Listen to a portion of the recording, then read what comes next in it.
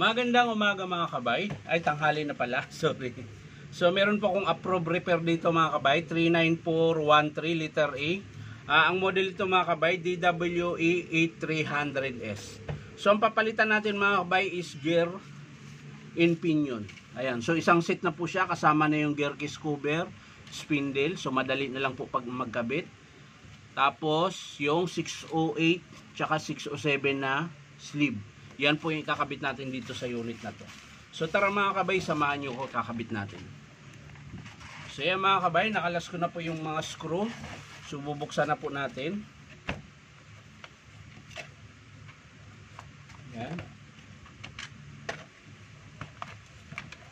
So kailangan natin kalasin yung kanyang carbon brush para mahugot po natin yung armature. Ayan. Kabilaan po yan mga kabay. Ayan. So yan, kung mapapansin nyo mga kabay, wala na po yung bearing sa gitna. So yun po yung papalitan natin ng 608 na bearing. So kakalasin na po natin ito mga kabay. Ayan, maluwag na po ito. Dahil tinanggal na po natin nung in-estimate po. Ayan. So ito na lang ang hindi pa nakalas. Ayan. Tapos lalagay na natin tong bearing nya. Hindi pala mga kabay. Kakalasin pa natin ito.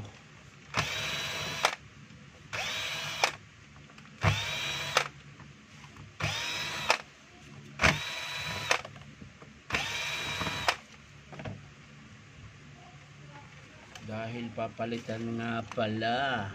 Yan. Tapos bago natin tanggalin yung dating bearing. Ayan. Kakalasin din po natin. Ayan. Gamit ka ng circlip remover. Ayan. So pabuka siya. Kailangan natin yung pabuka mga kabay. Ayan. Para makalas natin yung circlip remover at matanggal natin yung lumang bearing na naiwan. So naiwan po kasi dito yung lumang bearing, yung housing mga kabay ng bearing. Ayan. So kailangan natin kalasin at syempre lilinisin ko muna yung gearbox yung mga kabay. So yan mga kabay, nalinis ko na po. Ayan. So lalagay na po natin yung bearing na 608.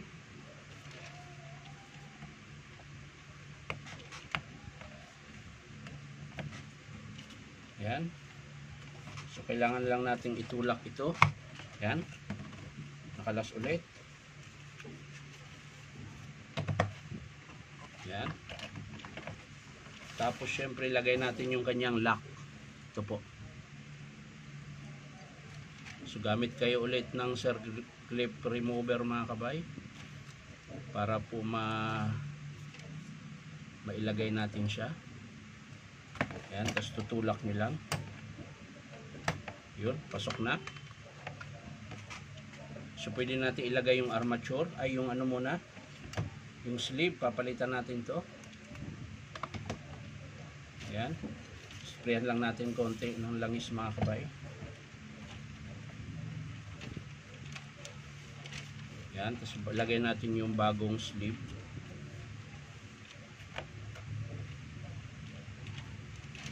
Yan.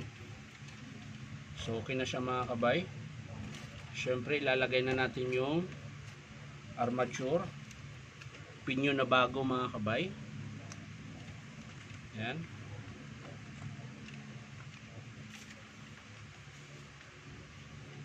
At siyempre yung kanyang ito, kanyang lock mga kabay.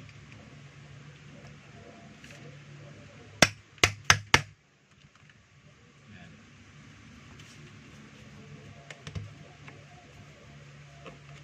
So okay na. Kailangan pa rin natin ng higpitan ng maigi. Gamit ka ng number 10 open range. Ayan. At syempre iipitin nyo po ng vice grip yung armature.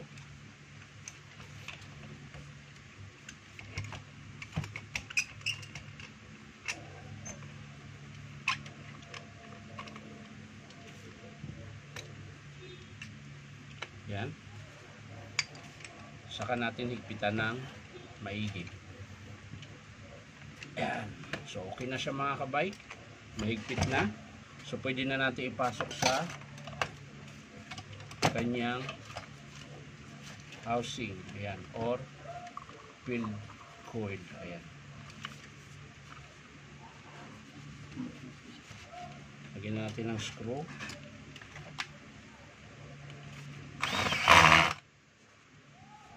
Ayan.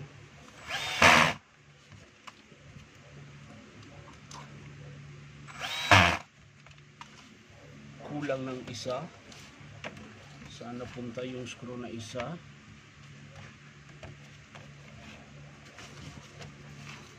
Nagkulang ng isa. Ayun. Tumalsik lang mga kabay. Tapos syempre yung kanyang carbon mga kabay, babalik natin.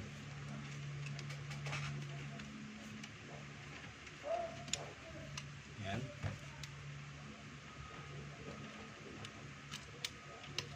So yan mga kabay, ayos na. Naayos na natin. So ang kulang na lang dito ay yung takip. Lagayin muna natin yung takip mga kabay. Yan.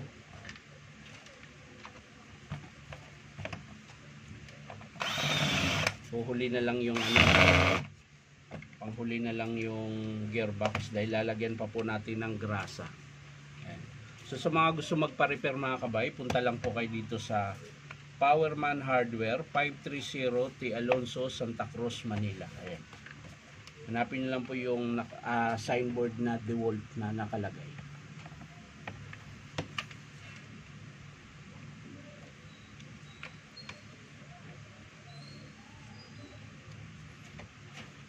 Ayan.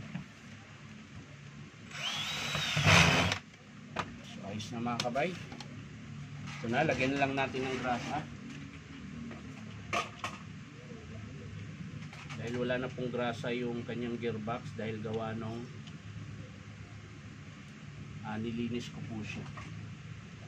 So ganun lang po karami yung grasa. Ayan. Huwag sobra para hindi po mag-init yung gearbox nyo. Ayan. Siyempre yung screw.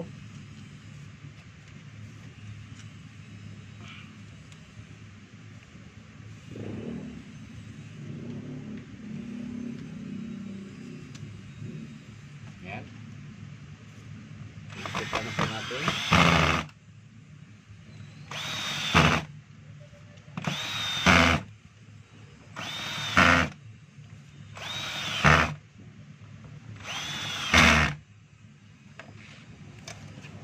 At syempre kailangan nating i-testing mga kabay.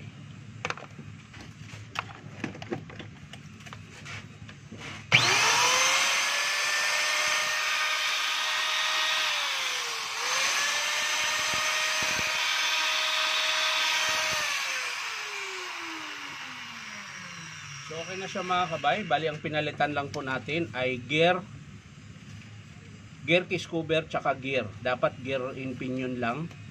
Tsaka bearing 608 at tsaka sleeve. Nga lang assembly po siya. Kaya hindi na tayo nahirapan mag-press. Hindi na natin pinipress dahil buo na siya. So isang salpaka na lang.